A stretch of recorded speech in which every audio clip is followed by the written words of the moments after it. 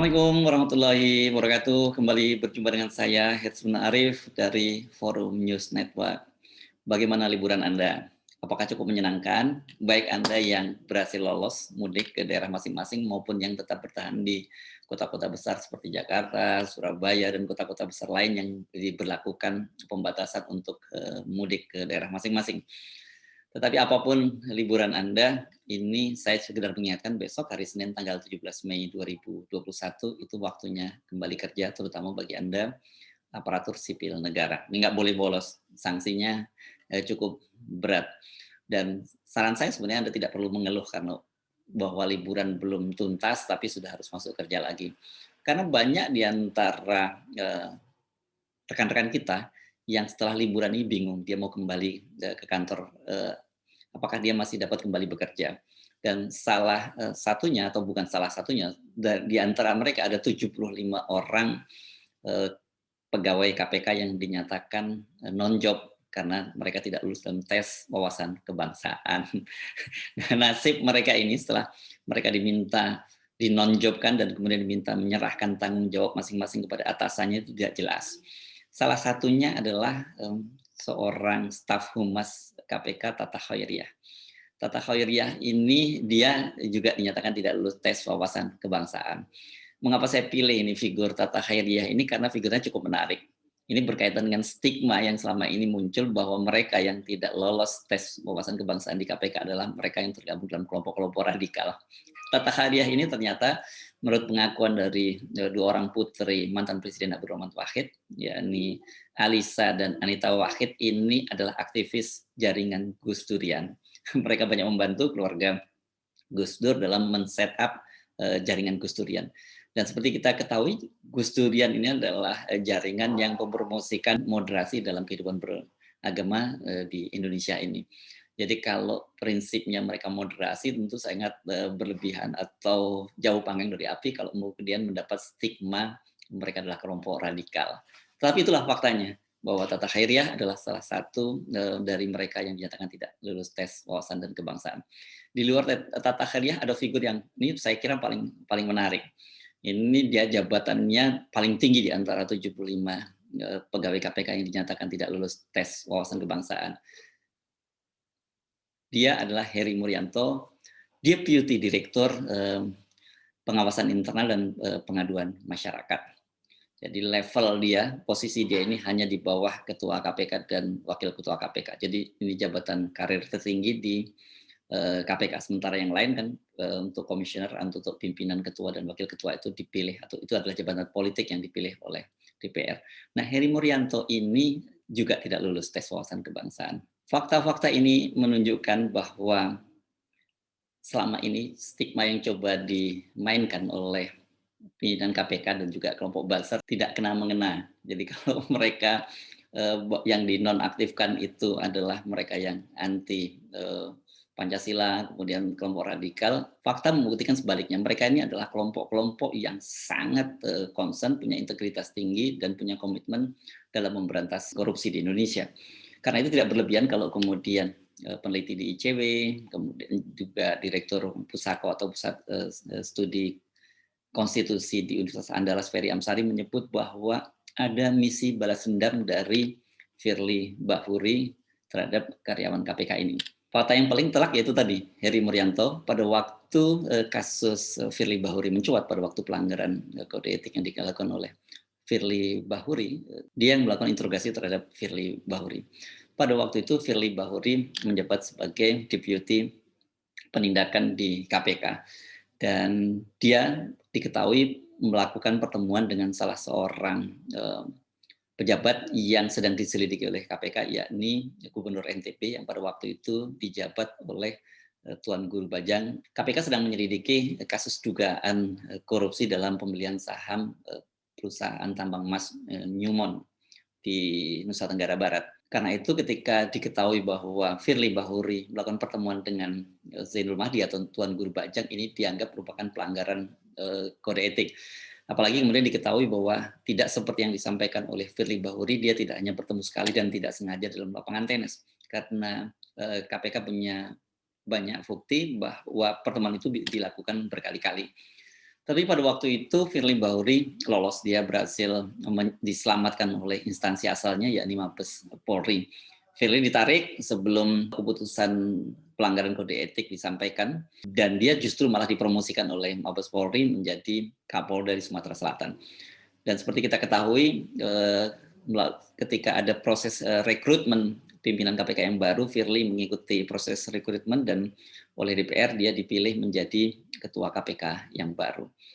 Karena itu kemudian Ferry Amsari dan juga peneliti dari ICW menyebut ini ada misi balas dendam dari Firly Bahuri. Ferry Amsari menyebut ada 3 klaster nih karyawan di KPK yang menjadi korban tes wawasan kebangsaan. Yang pertama adalah mereka ini para ketua Satgas. Dalam kelompok ini ada orang-orang seperti Novel Baswedan, kemudian ada Harun Al-Rasyid tadi yang disebut melakukan operasi tangkap tangan terhadap Bupati Nganjuk, dan beberapa orang Satgas, ketua Satgas lainnya. Klaster kedua yakni para anggota Satgas. Jadi mereka yang terlibat aktif dalam berbagai operasi tangkap tangan di lapangan.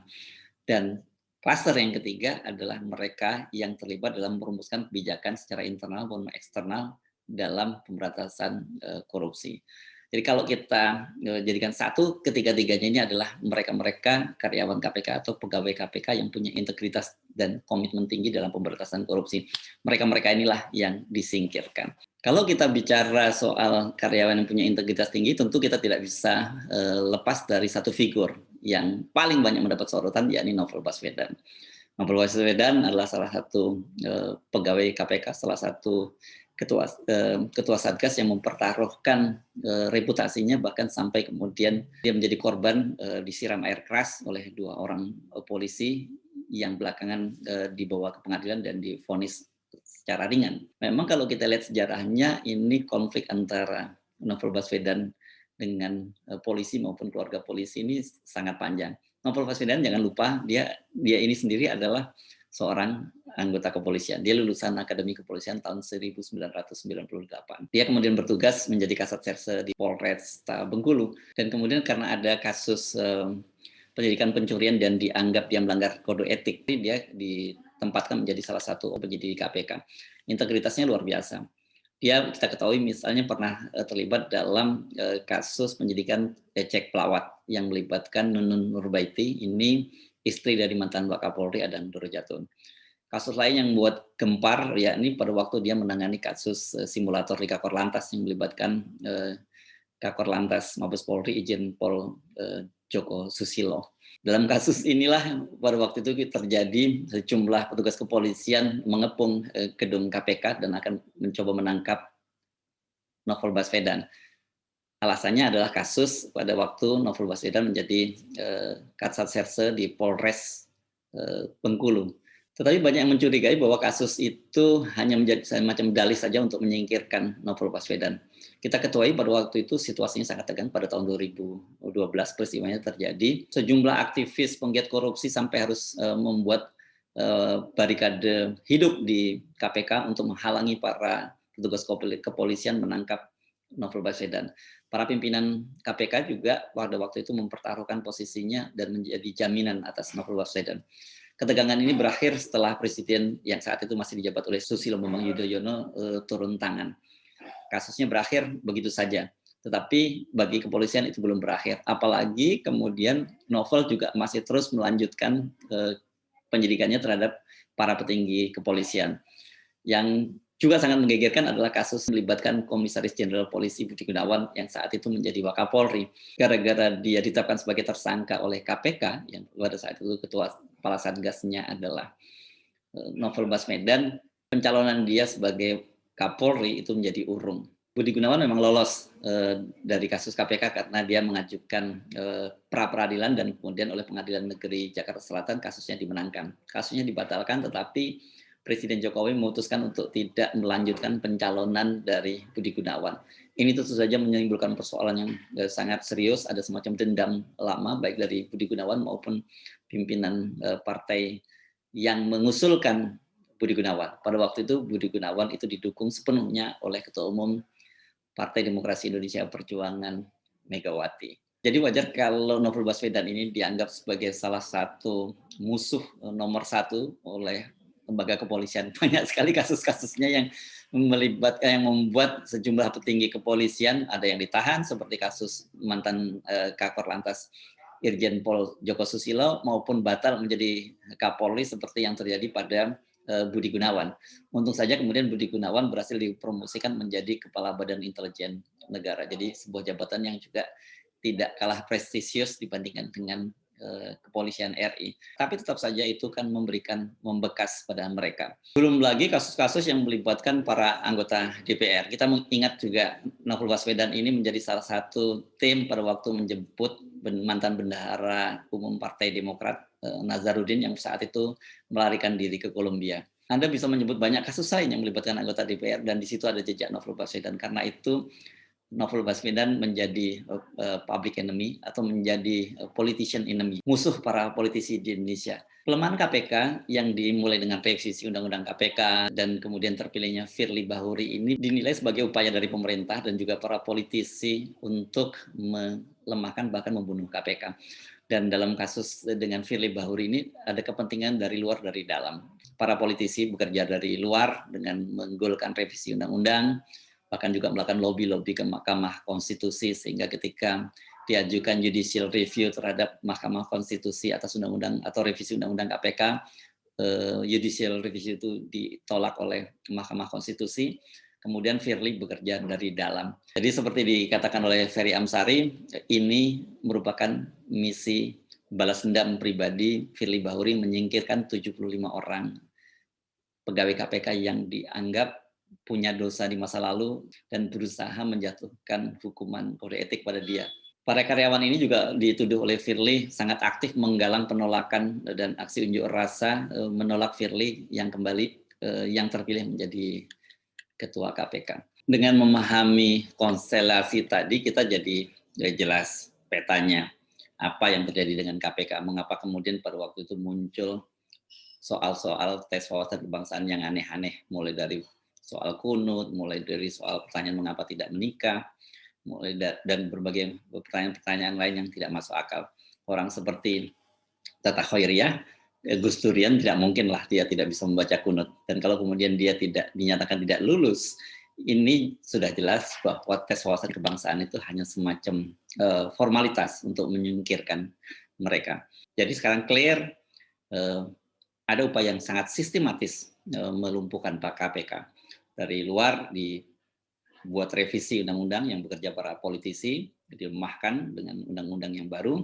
Kemudian dari dalam ada yang bekerja secara langsung, yakni tidak tanggung-tanggung Ketua KPK Firly Bahuri. Jadi bagaimana masa depan para karyawan KPK ini jadi sebenarnya kita sudah tahu kemana arahnya.